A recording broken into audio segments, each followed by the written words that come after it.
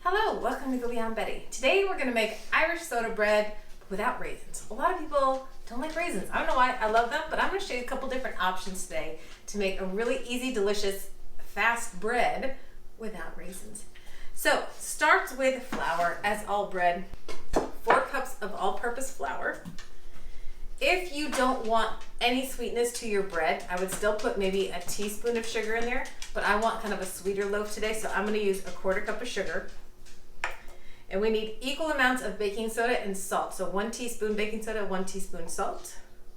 And then mix up your dry ingredients. Because to this, and this is like a super old school thing, this is a pastry blender, circa, I don't know, 1950.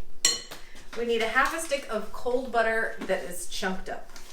So we're gonna throw that in, and our goal is to get those pieces of butter into pea-sized pieces. I love this bread because it is so versatile. So like I said, if you don't want something sweet and you want just a plain bread because you want to put some butter on it, or mustard, or Irish cheddar, pickles. What are other Irishy things, hon?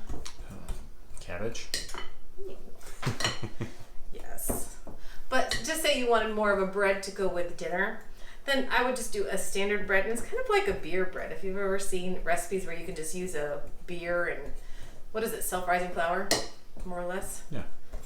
It's that idea. It's just a fast-acting bread because there's a chemical reaction with something. So in this case, it's going to be between the baking soda and buttermilk. So once we have this combined, our butter is in tiny little pieces. I have just a couple little pieces left on there. Then we can add our wet ingredients, and that would be 1 3/4 cup buttermilk and 1 egg. I am gonna throw my egg in here, give it a tiny little whisk just to break it up a little bit better. Mix it up.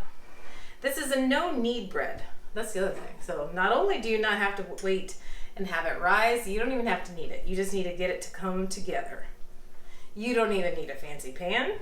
This is all about like a rustic kind of traditional Irish dinner. So you really just need something to bake it on, like a cookie sheet. So give this just a light, easy mix. You'll notice it comes together, and it's fine if it's still a bit sticky. So for me, this is like halfway mixed. It's kind of a shaggy dough. If you don't want anything in it, then keep mixing it. I want some dried fruit in there. So I promised you no raisins, but we are gonna put some other kinds of fruits in there. So I'm gonna use sweet cherries and apricots, both dried fruits. Pause. I got my oven going at 425. I got a cookie sheet just with some parchment on it. You could use a silpot. And now we're gonna talk about fruit for a second. So I wanna put some apricots and some dried cherries in there. You could use prunes. You could use figs, blueberries. Trader Joe's has all kinds of dried fruit. These are like super delicious and juicy. It's harder to find, these are dark sweet cherries. It's harder to find tart sweet cherries, if that makes sense, like what you'd have like pie cherries. So these don't really need to be chopped up. I'm not gonna put a ton in here, maybe 1/3 cup. But these I do want to cut a little bit. Side note, I should make this at Christmas time, but I love fruitcake. That's another one of those things that people are like, I hate fruitcake.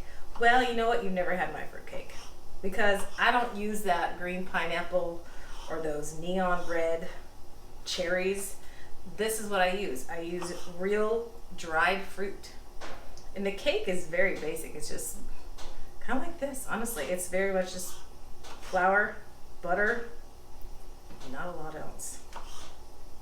All right, so I just want these a little bit smaller. Nothing fancy. Keep a knife nearby, though. I'll show you. We're gonna do that in a minute.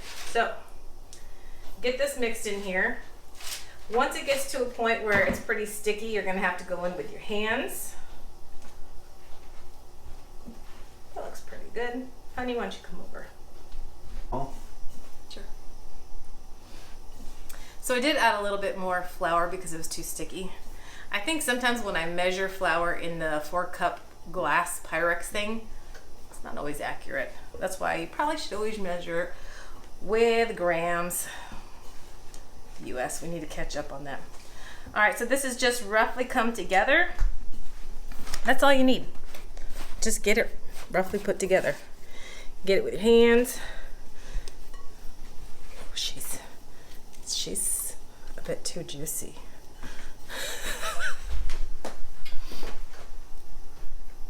I did this a year ago. I should remember. Good enough, man. Okay, plop it into some kind of round. Once you have it into some kind of a round shape, and again, you don't have to do this. I just like to give it a good little sprinkle of sugar. Oops, not that much, but Little. I know. I'm half Irish American. It's the American in me. Oh, yeah. Again, it's supposed to be a rustic looking loaf. The last thing you need to do, and this is kind of like a signature looking of soda bread, give it a cross. And I'm sure it goes back into something dealing with the Irish Catholics, but it actually helps to draw the heat to the middle because the thickest part of the bread is in the middle. So it helps to draw the heat down and then have the whole thing done at the same time. So it's gonna go in the oven, 425 degrees for about 40 minutes. So just keep an eye out, maybe at 35, poke something into the center. As far as you can pull back, it should come out clean. See you back in a minute. Wash my hands. Hot cross buns. Out of the oven, it's still super hot. I can't wait to have some. My favorite time to have it is in the morning. It is like the best breakfast, lightly toasted butter. Oh, it's amazing. I literally have to slice it all up the day I make it and freeze it. So I ration myself. That's how good it is. But I'll probably just share it with neighbors instead this time. So thank you for joining me at Go Beyond Betty, where you are taking risks in the kitchen. We'll see you again next time.